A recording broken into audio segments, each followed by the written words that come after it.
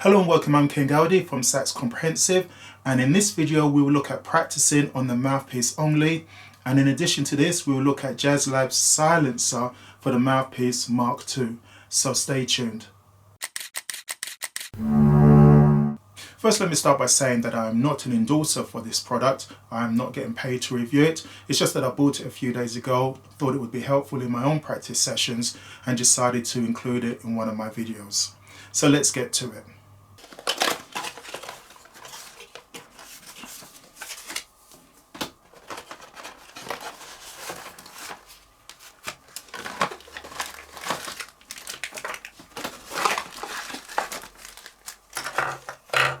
Inside the box you will find the following items.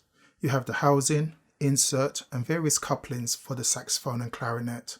There's one for the bari, tenor, alto and soprano, and two couplings for the clarinet. They're all labelled so you won't get confused. In addition to this, you'll find a 44-page manual explaining how to assemble the silencer with various exercises outlined. There is a 44-minute DVD formatted for PAL and NTSC, so you could play it in different parts of the world. This DVD also shows you how to use a silencer with exercises. There are also some pamphlets promoting other products. These are used for the alto saxophone setup. To put it together, you simply take the housing, which has a hole in the end.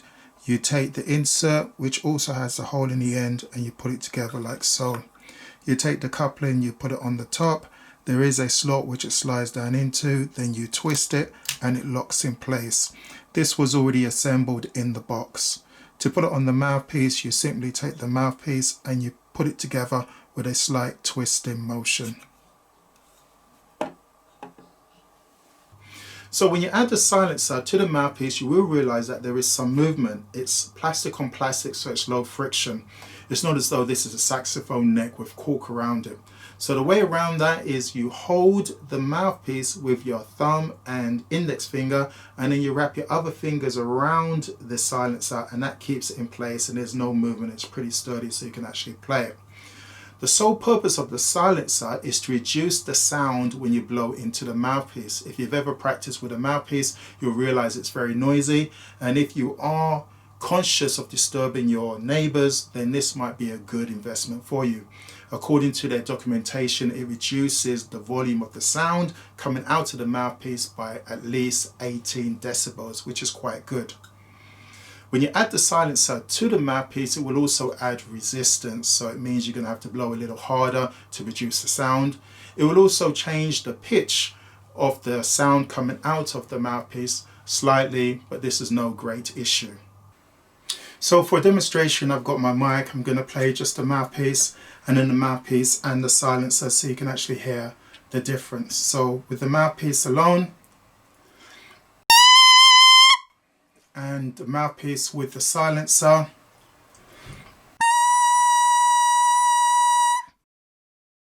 So as you can hear, it does make a reduction in sound, so I would recommend this to anybody who's serious about practicing on the mouthpiece alone if you definitely don't want to disturb your neighbors. So why practice with a mouthpiece, mouthpiece and neck, or mouthpiece and silencer? Well, what you hope to achieve is to be able to play a series of notes or even a scale after a month of practice on the mouthpiece alone. Now there are two ways how you can actually do this. You can either do it by varying your embouchure or do it without your embouchure. So how you practice on the mouthpiece will really depend on what your goals are. Some people want to get a better control of their embouchure, and so they practice on the mouthpiece to get the scale to come out by varying their embouchure. Other individuals will not use their embouchure, and I recommend that when you practice on the mouthpiece alone, do not use your embouchure. Keep your embouchure still, your normal embouchure, keep it still, and then try and get the scale to come out by varying your larynx, your throat position and your tongue position. Now if you get better control of your larynx, then that will help you in various aspects of your saxophone playing. So for instance, when it comes to playing altissimo notes. Now the way to get altissimo notes is to make sure that your larynx, your throat and your tongue position is in the correct position. Some people call this voicings. If it's in the correct position, then when you overblow the saxophone, these altissimo notes will come out. If it's in the wrong position, then other altissimo notes may come out, or squeaks or grunts will come out. So by practicing on the mouthpiece only and keeping your embouchure still, focusing on your larynx to get a scale to come out on the mouthpiece will actually help you when it comes time to practicing the altissimo range. It also is beneficial in developing your tone. So there is another exercise which we do called overtone matching, and in overtone matching, again, you got to have control of your larynx, your throat, and your tongue position. So again, by practicing on the mouthpiece alone will actually help you when it comes to practicing overtone matching and developing your tone. Also, the tuning of the saxophone. Now, if you're a casual player of the saxophone, you may just whack on the mouthpiece and just start playing. But if you're playing with a backing track, or if you're going to play with other instruments, you've got to make sure that your saxophone is tuned.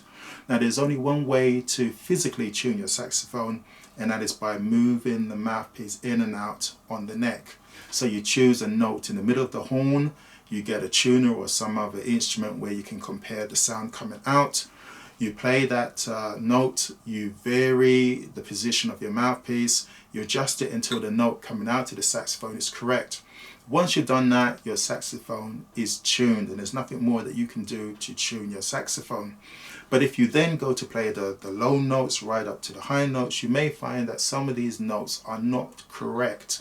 You may find that some of these notes are a little sharp or a little flat. And the only way you can adjust those notes is by manipulating your larynx. Now, if you have a greater control of your larynx because you've been practicing on the mouthpiece, then that means that when it comes time to play in those notes which are usually not in tune because of the saxophone that you particularly own, then you can vary it with your larynx. And lastly, techniques. There are certain techniques that you use your larynx, and certain techniques in which your larynx form a part of the technique. So for instance, I did a video on vibrato, and in that video I mentioned that there are two ways of creating a vibrato, either through your embouchure or through the manipulation of your larynx. So if you've got a better control of your larynx because you've been practicing on the mouthpiece alone, then you get a better sounding vibrato. Your bends and your scoots will be better, and you can incorporate it in other techniques, maybe such as fall-offs, etc. So the last thing to talk about is how do we actually produce a series of notes on the mouthpiece alone? And how do we get to the stage that we can actually produce a scale and play simple melodies on just a mouthpiece, or mouthpiece and silencer, or mouthpiece and neck? Well, the first thing that you need to realize is that every group of mouthpieces, whether it's a baritone mouthpiece, a tenor mouthpiece, a soprano or alto mouthpiece, has their own particular pitch. So if you were to blow on an alto mouthpiece with a normal embouchure, you'll probably get an A sound coming out. Now, this is a generalization because mouthpieces are made of different designs. Some have high baffles, low baffles, different chambers, etc., and that will affect the tone coming out. Also, if you put a silencer on it, as I said already, that will change the pitch as well as putting a neck on it. So when you start these exercises, the first thing to do is find out what is the pitch coming out of your mouthpiece. So what you're going to need to have is a piano or keyboard. So blow a note on your mouthpiece with a normal embouchure, find what that note is on the piano. So for instance, if it is a mouthpiece where an A comes out, then on your piano it's going to be A5. So check what pitch it is. Once you've found what the pitch is that's coming out of the mouthpiece, and you can actually blow it with a normal embouchure, then change the pitch on the piano, lower it by a half tone, and then without moving your embouchure, see if you can actually match it by blowing through the mouthpiece. If you can, then lower the pitch on the piano by another half tone, and then try and match it by blowing through the mouthpiece, and keep on going down as far as you can. There will come a point where you can't go any further, but with constant practice, maybe 5 to 10 minutes each day during your practice sessions, then you'll begin to extend the range that you can actually play on the mouthpiece, and eventually be able to produce a scale from the mouthpiece. And if you know how to play a scale on the mouthpiece, then obviously you can play simple melodies. If you find that you're having difficulties in producing different tones on the mouthpiece, then consider this. Changing the pitch on the mouthpiece is just like when you sing or whistle a high note or a low note. Your tongue moves in different positions. So consider saying the sound E, your tongue goes up. If you were to say the sound O, your tongue goes down. So keeping your embouchure the same as much as possible, try and put your tongue in the position of E, and then put your tongue in the position of ow, and then blow through the mouthpiece, E, O. You will find that you will change the pitch of the mouthpiece by a half tone. Also your larynx moves when you sing high or sing low, or whistle high or whistle low. Also, if you put your hand here and swallow, you find that your larynx will go up first and then down. Or if you yawn, your larynx will go down and open up your throat. So knowing that, you should be able to use your muscles around your throat to mimic the sensation of swallowing and yawning, and thereby be able to control the position of your larynx. And so with trial and error and with practice, you will be able to make some progress. In my mouthpiece practice, because I don't have a piano, I use my Korg TM60 tuner metronome to help me. This tuner metronome has a sound back button. So basically, if I press this button here, it gives me a tone. I can change the tone by using these buttons. And then by pressing this button again, it brings me back to the normal mode of trying to find out what is the pitch that I'm playing. So basically what I could do is go to the start and then play it on the mouthpiece.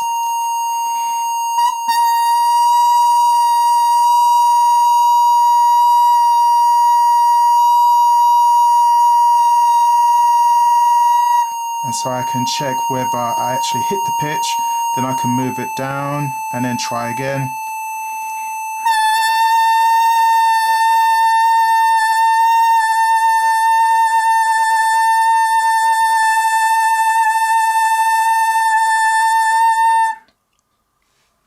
And I'll continue like that. Lastly, let me say thank you for watching this video. Hopefully it was informative and helpful. If it was, then obviously give it a like and share it with your friends.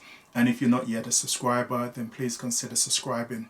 If you are going to buy a silencer, and I would recommend the silencer from Jazzlab, and if you are going to practice on the mouthpiece alone in order to reap all of those benefits, then it will be difficult to start off with. But as with everything with a saxophone, if you're diligent, if you stick at it, if you're patient, then obviously you will be successful in the end. Once again, thank you for watching this video, and I shall see you in the next one.